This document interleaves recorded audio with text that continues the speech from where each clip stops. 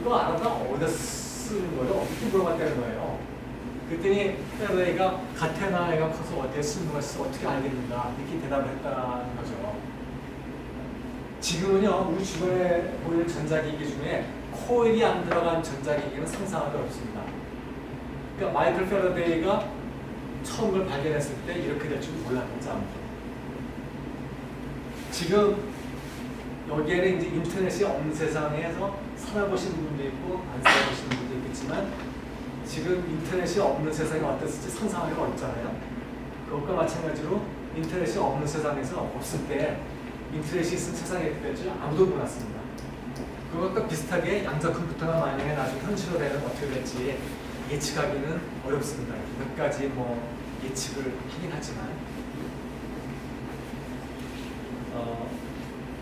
지금 얘기는 이제 완전한 양자 컴퓨터가 나왔을 때 우리의 미래가 어떻게 되느냐 뭐 이런 얘기고 아직 그런 거 없거든요.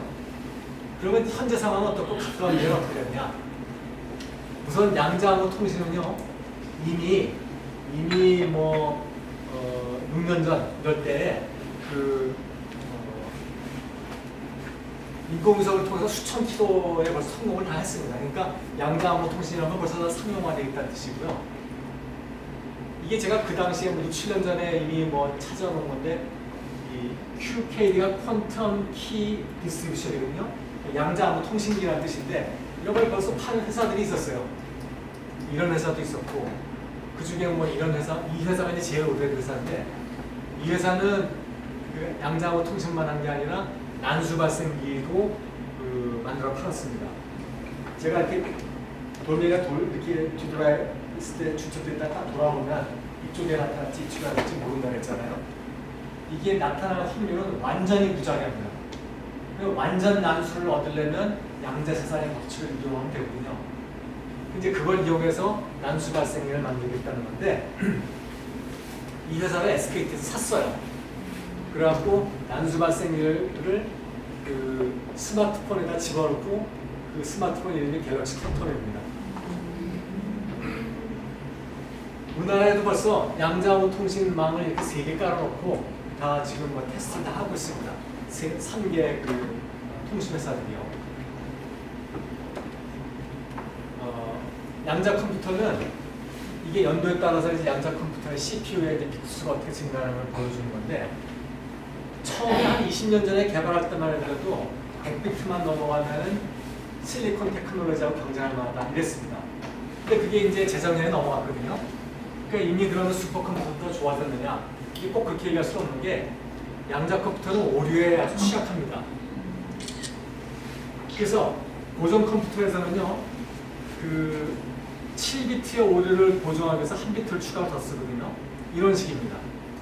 그러니까 7비트에 있는 1의 숫자를 세가지고 홀수면은 8비트자 8번째 비트에다 1을 쓰고 7비트에 있는 1의 숫자가 짝수개면 여기다 0을 써가지고 이 8비트에 있는 1의 숫자는 항상 짝수개가 되게 이게 유지가 되도록 했다가 저게 짝수개가 아니면 도마니까 에러가 났구나. 그러니까 다시 계산해, 다시 보내 이렇게 하는 거죠. 이렇게 하는 건데 그러니까 7비트의 오류를 보정하기 위해서 1비트를 쓰는 건데 양자 컴퓨터에서는 1비트를 보정하기 위해서 4비트를 추가로 더 써야 됩니다. 분말이 전도된 거죠. 왜 저렇게 많이 써요?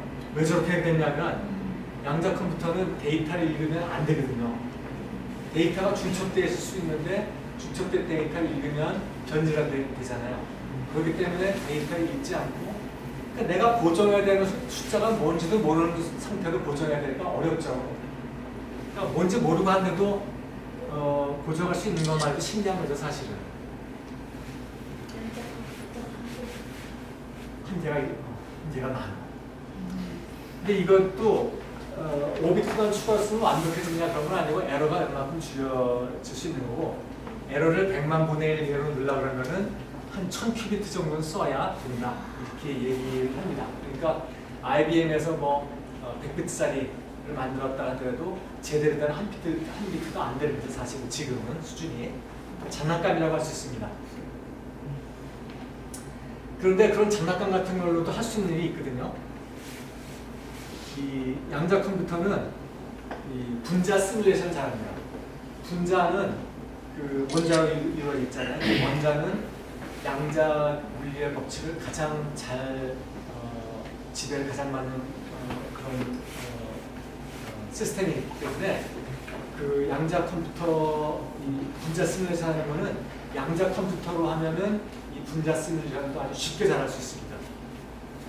이 어떤 분자가 있을 때 분자가 원자가 20개 이상 되면은 슈퍼컴퓨터로 그 모사를 더 이상 못한다고 하더라고요. 20개가 한계라는데 양자 컴퓨터는 그냥 20비트짜리 양자 컴퓨터 CPU 하나만 있으면 그냥 모사할 수 있거든요.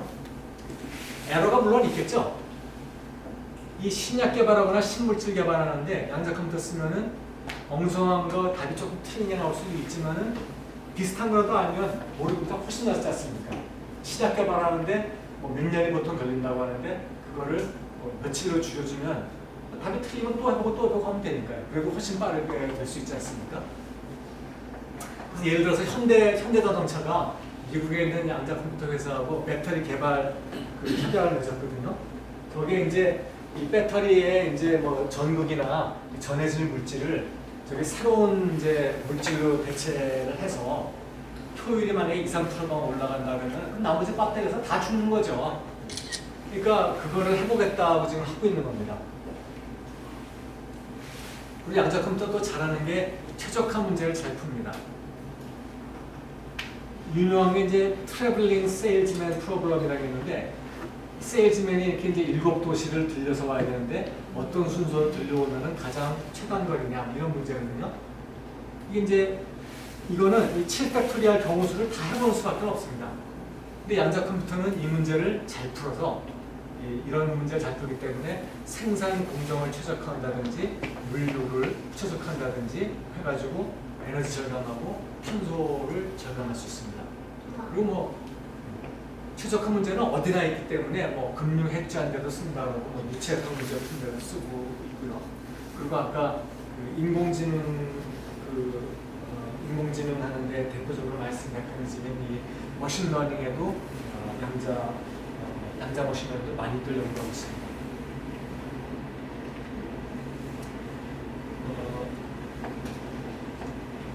양자 컴퓨터가 고전 컴퓨터보다 낫다. 걸 보이려면 이 일반적으로 비트 수가 늘어날수록 숫자가 커질수록 계산 시간이 늘어나거든요. 근데 고전 컴퓨터는 시간이 이렇게 늘어나거든요. 양자 컴퓨터는 별로 많이 늘어나지 않습니다. 비트 수가 늘어나는 데 따라서. 그러니까 계산이 더 빨리 된다는 걸 보이려면 여기서 해야 되잖아요. 그러면 고전 컴퓨터는 시간이 이렇게 많이 걸리는데 양자 컴퓨터는 이렇게 빨리 계산해.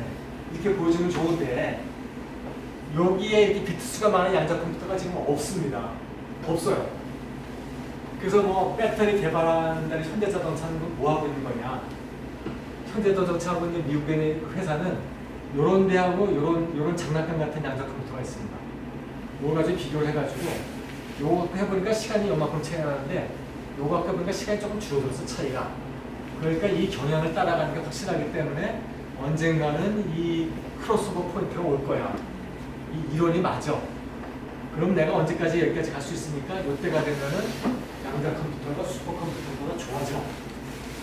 이거를 보이려고 하고 있는 겁니다, 지금. 이게 되는 순간에 이게 어느 현대자동차가 이 순간을 예측하고 딱 갔다. 그러면 야, 현대자동차가 새로운 배터리 개발했대. 그걸 알고 그때부터 시작하면 그 회사들은 이미 늦은 거죠. 다 망하는 거죠, 이미. 그러니까 이제 남이 그렇게 할까봐 다들 여기서 해보고 있는 겁니다, 지금. 지금 뭐 이거 하고 있는 회사들이 굉장히 많은데 제가 리스트가 시간 없을 것 같아서 뒤로 빼놨는데 뭐 JP 몰간 같은 데도 하고 악사 같은 데도 하고 악사 같은 데가 보험회사 아니겠어요? 거기서는 왜 하느냐면요. 그 자기네 자기네 고객 명단에다 잘 관리를 해야 되는데 그거가 지금 양자 컴퓨터 없거든요. 근데 이제 그런 그 데이터를 훔쳐오기도 어렵지만 훔쳐와도 보통은 이제 암호 걸려 있기 때문에 그 데이터를 볼 수가 없습니다. 그런데 제가 그 데이터를 훔쳐다가 갖고 있다가 10년 후에 양자 컴퓨터가 나오면 그때 가서 이용되거든요. 그러니까 회사 입장에서 거꾸로 우리 데이터가 10년 후에는 뭐 개방돼도 아무 상관없는 거야. 그러면 뭐 괜찮은데 10년 후에도 오픈되면 안 돼. 그러면 지금부터로서 양자 매수함을 걸어야 되는 거거든요. 근데 악사 같은 데서 이제 그런 걸 하고 있는 겁니다. 우리나라에서는 아직 그런 걸 못하는 얘기는 없죠. 근데 이제 이게 서버인데 양자 컴퓨터가 있으면 또 암호나 그다음에 분자 시뮬레이션이나 뭐 데이터 검색 같은 데 잘 쓸 수 있다는 거고요. 요약하자면 양자 컴퓨터는 병렬체 덕분에 빠르고 양자 통신이 상용화되어 있고 양자 컴퓨터도 상용화되어 있는 어떤 의미냐에 따라 다른데 이미 그 양자 컴퓨터는 있습니다. 그 전문가들이 테스트해보고 있어요. 더 돈 내고 그래서 클라우드 서비스를 하는 회사들이 있고 그 회사들한테가 돈을 내고 쓰고 있습니다. 근데 아마 10년 후쯤 되면 일반 회사들도 그걸 써가지고 뭐 암호도 풀고 뭐 이런 거 할 것 같아요. 개인용 양자 컴퓨터가 나오겠느냐? 저런 일은 없을 거라고 생각이 듭니다. 슈퍼컴퓨터를 개인용으로 쓸 수도 있지만 그거 개인용으로 쓰는 사람 없잖아요.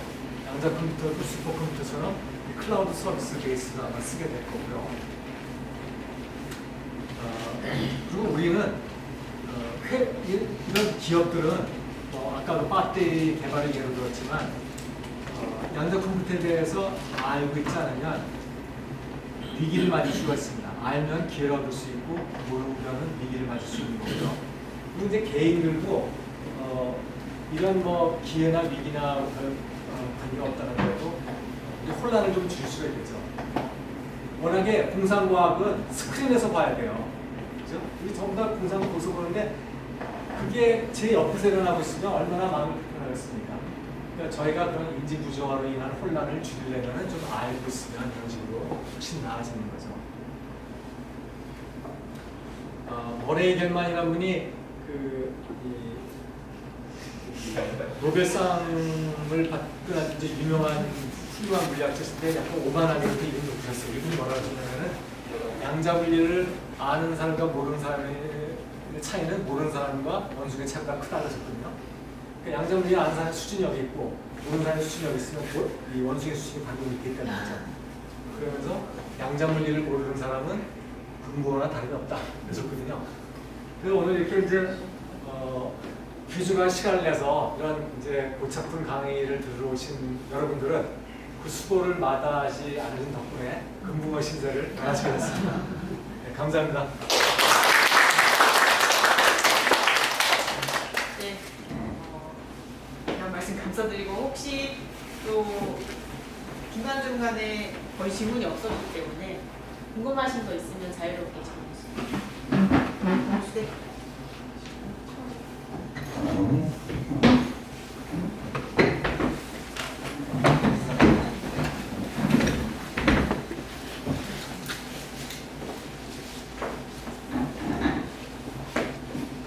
서서 간단하게 소개하고 질문해 주시면 되겠습니다.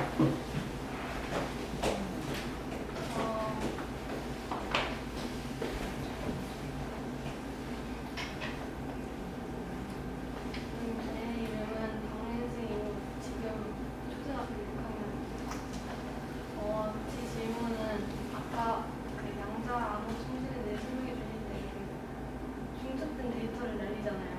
그 데이터를 전달할 때 어떻게 이렇게 중첩된 상태로 전달하나요? 뭐가 네? 좀 크게 얘기해 줄래? 네, 어떻게 그 데이터를 전달할 때 데이터를 중첩되게 만드나요? 암호 통신할 때 네.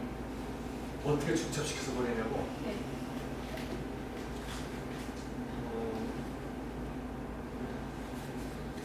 제일 간단한 방법이 빛은 편광 방향이라는 게 있어요. 편광. 빛이 이제 전기장이 진동하는 방향이 있는데 그게 그 방향이 어디냐에 따라서 수평으로 돼 있을 수도 있고 수직으로 돼 있을 수도 있는데 그럼 우리가 이제 통신할 때 수평으로 되어 있는 건 0으로 치고 수직으로 되는 건 1이라고 치자 이렇게 할 수 있어요. 통신할 때. 근데 그걸 갖다가 45도로 해서 보내면 이걸 편광판을 이렇게 되면 이게 통과할 확률이 반이고 통과 못할 확률이 많아요. 원하는 통과하면 수직 통과이니까 1, 통과 못하면 수평 통과이니까 0 이렇게 읽어야 되는데 45도가 해서 보면 0이 나올 수도 있고 1이 나올 수도 있기 때문에 1이 나왔다고 해서 이렇게 보냈는지 이렇게 보냈는지 도청자는 알 수가 없어요. 그래서 그런 원리로는 도청을 방지하는 거예요. 그거를 수시라는 쪽에서는 45도 갖고 있는 그게 영의질이 좀 그게 좀 복잡합니다. 근데 제가 여기 슬라이드는 없는 것 같은데, 그러니까 몇 번 왔다 갔다 하는 과정을 거쳐야 되거든요. 근데 이거 됩니다. 그게 인터넷 찾아보시면 어떻게 여기다 아마 있을 텐데 여기가 그림이 있습니다. 제가 설명해 드려야 되는데.